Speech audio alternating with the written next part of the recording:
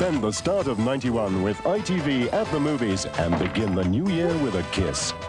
Barbara Streisand and James Caan star in Funny Lady, a Broadway star with a habit of breaking hearts. And we're way out west at 2:45 with John Wayne. Is he really as fast with a gun as everyone says he is? Fast? When he was a kid, he was the fastest. Get on your horse. That's New Year's Eve at the movies.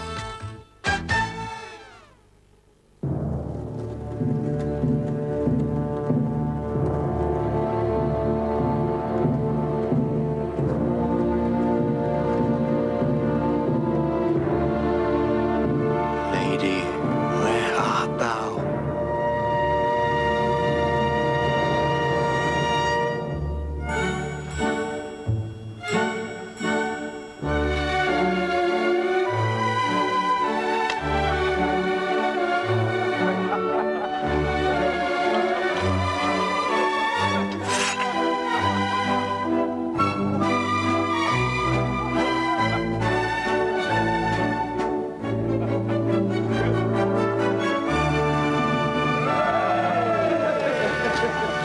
They drink Carling Black Label.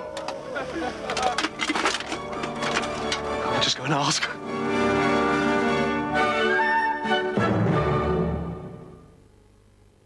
Wherever you want to go on a Royal Caribbean holiday, we'll give you a better view, showing you not just one Caribbean island, but a profusion. Not just one Alaskan adventure, but a breathtaking epic. Not just one Mexican resort, but the whole fiesta. You get a better view on a Royal Caribbean cruise.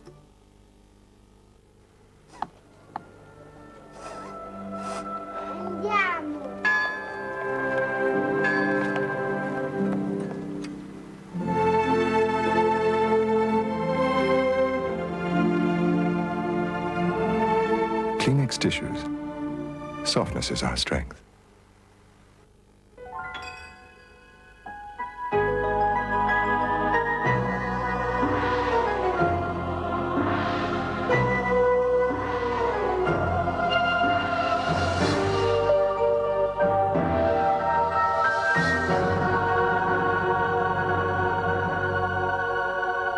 I had ever such a funny dream last night. I dreamt we didn't have a dishwasher. What a nightmare. This winter at World of Leather, you'll feel a difference. Everything's reduced, every one of our 100 styles. There's special offers, discontinued lines, interest-free credit on everything over £600. In fact, there isn't a price we haven't squeezed. The World of Leather Winter Sale. Because a dose of other cough medicine only works for a few hours, Beecham have developed cough caps, a capsule that gives up to 8 hours cough relief, day or night. A Mitsubishi Black Diamond television has a lovely sharp image, even around the borders of the picture. Just look at all that wonderful, vibrant, natural colour. Scotland. We've always had great holidays there. Look at this, my first visit to Edinburgh Castle. Here we are a few years later, Betty and I breezing down the Clyde. My first touring holiday with Peter. Now we've got the kids, Scotland's even better. When I think about holidays, I keep coming back to Scotland. One visit is never enough. For your free brochure, call 041 305 5505. Don't miss TV Times and the new programmes coming your way. On Location with El Cid, Dudley Moore on Music and Marriage, a new glamour series from Hollywood, and play £100,000 winning lines. Save £6 on a senior rail card, plus your guide to the week ahead on ITV and Channel 4. Get TV Times and see what's coming on TV. This is Yorkshire Television with the World News.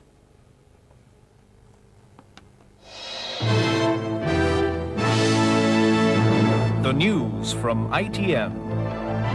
Luxembourg's foreign minister plans a last-minute peace mission to Iraq. Witnesses say the army shot up this car after letting it through. Salman Rushdie says he'll go to Egypt when it's feasible. And the Trafalgar Square Christmas tree is safe, a man is jailed. Good evening. The Luxembourg Foreign Minister, Mr. Jacques Pousse, says he thinks he'll be asked to go to Baghdad for last-minute peace talks. His visit is likely to follow a meeting of EC foreign ministers on Friday. Luxembourg takes over the presidency of the community tomorrow. Britain's ambassador is back in Baghdad tonight after consultations in London. The British, with the biggest European military presence in the Gulf, would prefer to see talks taking place between the United States and Iraq. No, I think it is a great pity that these talks between the Iraqis and the United States have not yet taken place, because maybe there is still some misunderstanding on the Iraqi side, and that would help clear it up. But Iraq offered no hint of a compromise, despite the suggestion from Europe that once Iraq leaves Kuwait, there could then be talks about wider Middle East issues. Iraq moves from Kuwait. I want to tell you that Iraq never moved from Kuwait, and Kuwait is the province number 90. European countries like Luxembourg, who favour talks with Baghdad, will have to convince others like Britain that it's possible to open talks with the Iraqi regime without splintering the anti-Saddam coalition. He has to leave Kuwait. And after that, every question in the Middle East is open for discussion. When European foreign ministers meet on Friday, they must decide whether talking will prevent or simply postpone a war in the Gulf.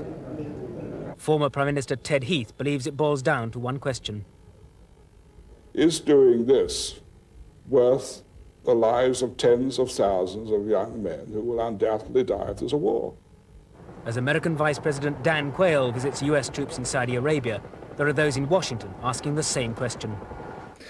The Irish government has asked for a full report from the RUC on the incident in which soldiers opened fire on a car at a checkpoint in South Armagh, killing a 20-year-old Sinn Féin member, Fergal Carraher. His brother Michael, aged 23, was also hit. He's critically ill in hospital. The army says troops opened fire on the car after it drove through a checkpoint, hitting and injuring 2 soldiers.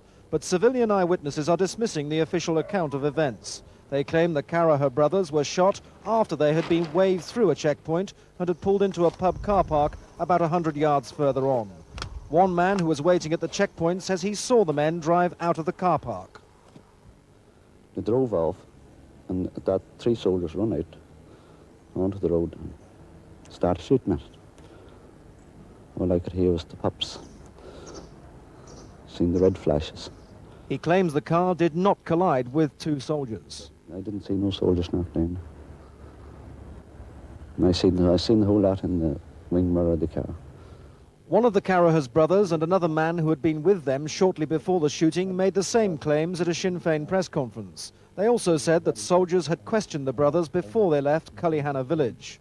The local MP is calling for an independent inquiry. Well, I am very disappointed. I've just heard that the Army have confirmed that the people involved are on duty this very day. Now, that shows utter disdain for the sensitivities of the community. It shows that the Army are quite prepared to prejudge the investigation which has taken place at the present moment of time. All the circumstances are now being fully and independently investigated by senior detectives of the Royal Ulster Constabulary.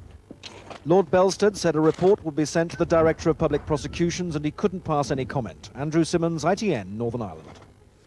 The author Salman Rushdie has written to President Mubarak of Egypt to thank him for the help he's had from Egypt's Sunni Muslims in his attempt to be reconciled with Islam. Mr. Rushdie was sentenced to death by the Shia Muslims of Iran. He said today he wouldn't repudiate his book, The Satanic Verses. It had been misunderstood. Salman Rushdie in ITN today has made a considered decision to end the virtual incarceration of the last 2 years. He said he's put the lid on a paperback edition of the Satanic Verses. Embracing the Islamic faith, he went on, is a natural homecoming, and he expressed gratitude to the spiritual leader of the Sunni Muslims. After months in which I've been trying to hold out a hand of friendship and explain to people that I'm not an enemy of Islam, and in many ways have been for many years an ally of the rights of Muslims in Kashmir or Palestine or here, what's happened is somebody has taken that hand and clasped it, and the somebody who has done so is no less than the supreme religious authority of the Sunni Muslim world. That's the Grand Sheikh of Al-Azhar in Cairo, who is the ultimate authority for 90% of the world's Muslims. And what he has done is to give me his blessing and to say, if I may paraphrase, that the past should be considered, so to speak, a closed book. What's been the worst part for you over the past couple of years? There's no doubt that the worst part of the last couple of years has been that my son has been obliged to be without a father for 2 years. And I have a great responsibility there, and it seems to me that I have to do something about that. And I'm sure that, you know, most Muslims in this country would understand that there is an innocent victim in this, and that it's time that, you know, that he was allowed to have a father. Have you seen your son? It's very difficult for me, I mean, because that's the hardest thing. The romantic novelist Barbara Cartland and P.D. James, the creator of Inspector Dalgleish, both got high awards in the New Year's Honours List. Knighthoods went to the actor Ian McKellen and the Chief Constable of Greater Manchester, James Anderton. Altogether, almost 1,000 people were honoured. With 530 novels to her credit, Barbara Cartland is the undisputed queen of romantic fiction. And today, at the age of 89, she also becomes a dame. You have to be retiring or practically in the grave before you get it. And I think that's rather sad, actually, because I think people enjoy it more when they're young.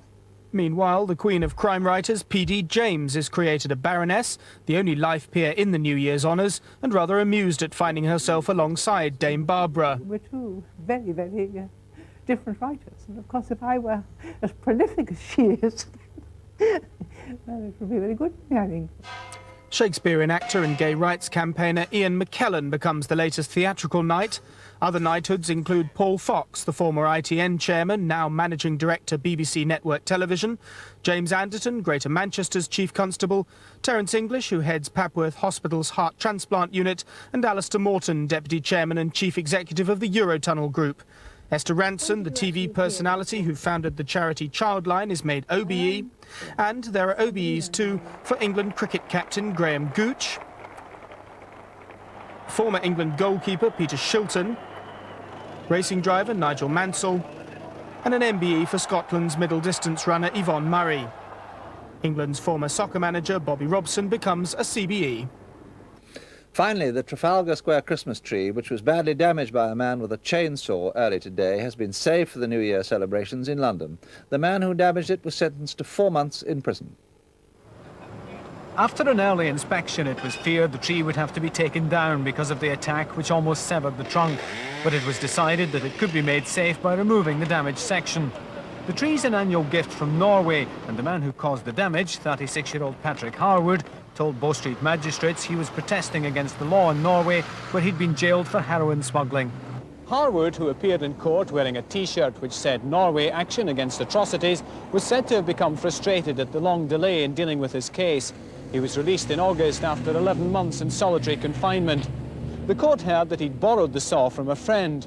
While he was cutting the tree, he'd been approached by a policeman, and the saw had damaged his truncheon. Magistrate Sir David Hopkin told Harwood he was jailing him for 4 months, purely on the basis that you have deprived many people of their enjoyment. Tonight, the tree is back, a few feet shorter, but still the centrepiece for the New Year celebrations. Harry Smith, ITN, Central London. That's the last news from ITN for 1990, but we'll be on the air through the night and for the rest of 1991. From all of us here, a very happy New Year.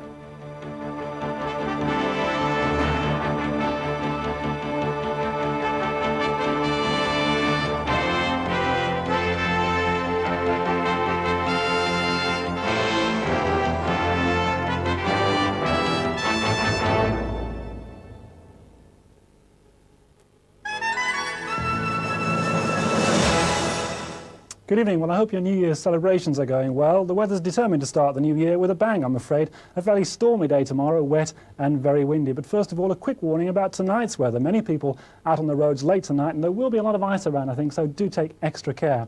But by tomorrow morning, most of that ice will have gone, certainly from the west, because cloud and outbreaks of rain will be whistling in across the country. Many places fairly wet by lunchtime, except the far north. You'll be dry until the afternoon. But during the afternoon, the rain getting up there too. The wind's very strong, mainly from the southwest, up to gale force in many places, as you can see. And I think severe gale force too around some of the coasts and the hills in the west. And some of this rain really quite torrential. The temperatures tomorrow, hardly worth a mention, but up around 8 or even 10. That's about 50 Fahrenheit in the south. But of course, the heavy rain and strong wind are certainly the key point about tomorrow's weather.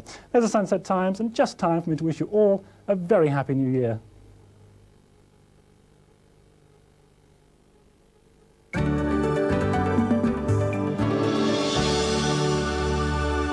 Locally, it's a dry start to the night with clear periods and a touch of frost. Temperatures falling to 0 centigrade, 32 Fahrenheit, giving some ice on the roads. Later in the night, increasing cloud will bring a little sleet or snow to Pennine areas.